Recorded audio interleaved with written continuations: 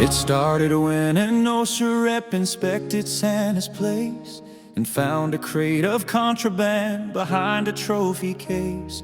Then the ASPCA rolled in, took the reindeer all away, 'cause interspecies labor is against the law these days. Now Dasher's in a sanctuary, Vixen's at the zoo, and Santa's sitting on his porch not knowing what to do. Then the NTSB cited him for no seatbelts on his sled, and a new group filed a motion over Rudolph's nose of red.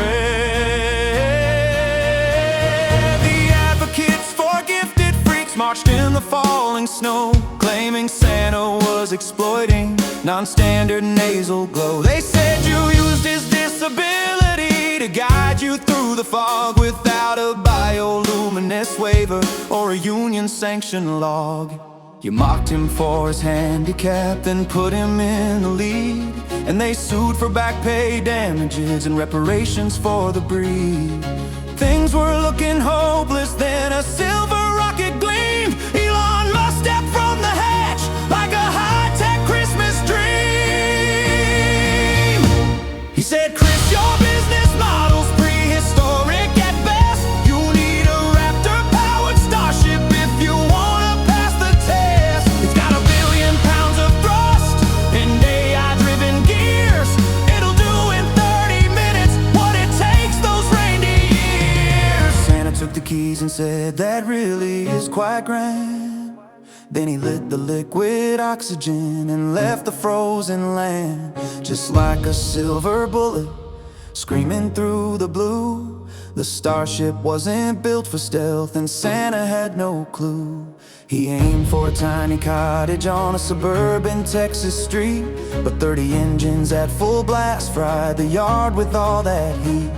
He landed hard and pulverized the roof of Mrs. White, turned her house into a pancake on that not-so-silent night. The starship crushed the chimney and a minivan as well. All that's left is 2 hubcaps and some out-of-tune sleigh bells. Now the Texas Hammer lawyer, who's on TV every night, is sniffing out new plaintiffs with litigious appetite. Did a rocket crush your duplex? Did a fat man break your wall? Call 1-800-SANTA-SUE, no one's above the law. They put a lien on every toy and a warrant for his head, so Santa ditched the rocket, took a Cybertruck instead. He took off in the Tesla with a high-pitched electric hum, but by the time he hit El Paso, that battery was done. He coasted into Corpus just as the Tesla died, saw the Satin Saddle strip club and moseyed on inside.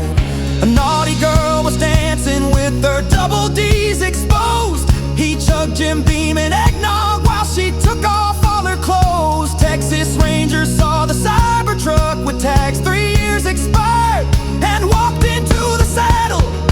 This is what transpired. They said, "Let me see your ID," but Santa had no card.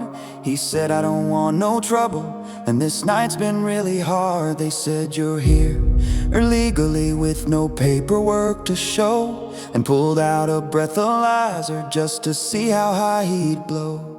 Santa blew a 9.2, a record-breaking feat. They arrested him for FUI and put chains around his feet. The North Pole was a ghost town, the elves were in despair. The whole world's Christmas spirit was a cloud of toxic air. Santa sat in the county jail with no bail and no cigar. The Tesla was impounded by the former border czar. Then the phone rang in the precinct, it was since State Hunter Penn. The first thing that Trump uttered made Christmas great again. You've got a beautiful, great man there, the best I've ever seen. This whole thing is a witch hunt, sick, deranged, and mean. I'm signing a brand new order, the biggest of its kind.